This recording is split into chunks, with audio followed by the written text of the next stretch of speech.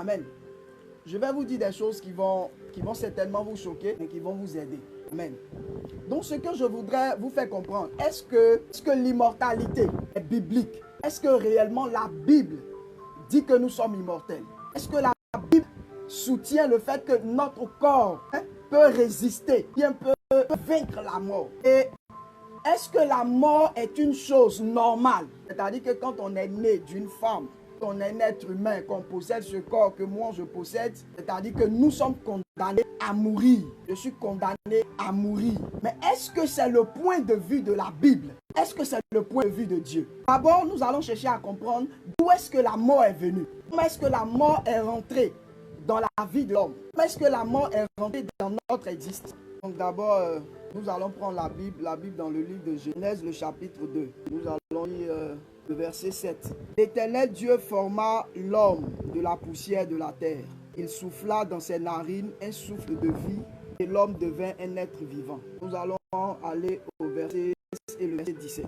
L'Éternel Dieu donna cet ordre à l'homme. Tu pourras manger de tous les arbres du jardin, mais tu ne mangeras pas de l'arbre de la connaissance du bien et du mal, car le jour où tu en mangeras, tu mourras. D'abord, la première chose que je veux faire ressortir ici, c'est que à la création, Dieu a créé l'homme. La mort ne faisait pas partie du programme de l'homme. L'homme ne devait pas mourir. C'est-à-dire que l'homme devait vivre éternellement. Et quand je parle de vivre éternellement, je ne parle pas de la vie éternelle de l'âme. Je parle de la vie éternelle du corps. Et ça dit de l'homme dans toute sa totalité. Donc l'homme devrait vivre éternellement quand Dieu l'a créé. L'homme n'était pas sujet à la mort. Aujourd'hui, il y a beaucoup de choses qui se disent. Il y a beaucoup de choses qu'on prêche, même à l'église. Et c'est ça même qui active notre foi, ou bien c'est ça qui constitue notre foi. C'est que quoi? Dieu a dit à l'homme, tu es poussière et tu retourneras poussière. C'est-à-dire quoi? C'est-à-dire que notre corps a été formé à partir de la poussière de la terre. Donc à cause de cela, ce corps-là ne peut pas hériter la vie éternelle. Ce corps-là est appelé à mourir. Ce que je veux te faire comprendre ce soir, d'abord le premier passage qu'on a lu dans le verset 7, il dit l'Éternel Dieu forma l'homme de la poussière de la terre. Donc bien que l'homme ait été formé à partir de la poussière de la terre, l'homme n'était pas sujet à la mort. L'homme à la création a été doté d'un corps incorruptible, c'est-à-dire d'un corps immortel. Et la seule chose qui a envoyé la mort, la seule chose qui a fait que ce corps-là, d'incorruptible qu'il était, d'immortel qu'il était, il est devenu mortel, c'est le péché, c'est la désobéissance.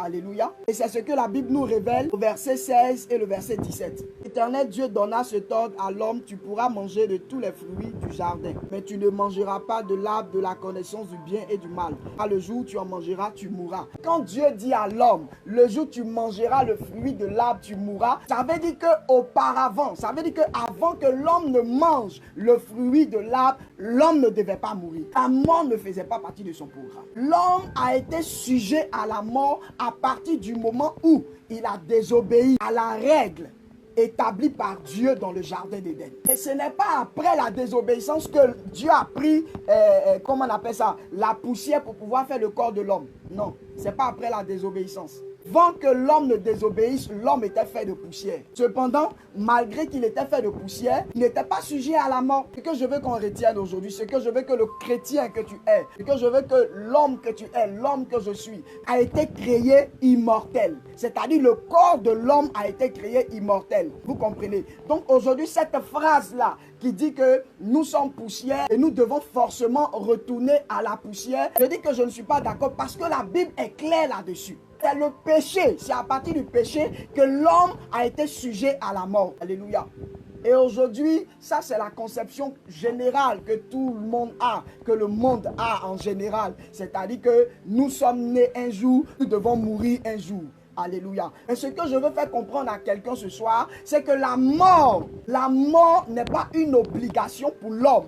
Alléluia. Et quand je parle de l'homme, je veux parler du chrétien. Quand je parle de l'homme, je veux parler de celui qui a mis sa foi en Jésus-Christ de Nazareth. Alléluia. Donc comme je l'ai dit, on dit que parce que notre corps a été fait de poussière, donc nous sommes appelés tous à mourir. Chacun vit en ayant dans sa tête qu'un jour, mon corps là, ça va retourner à la corruption.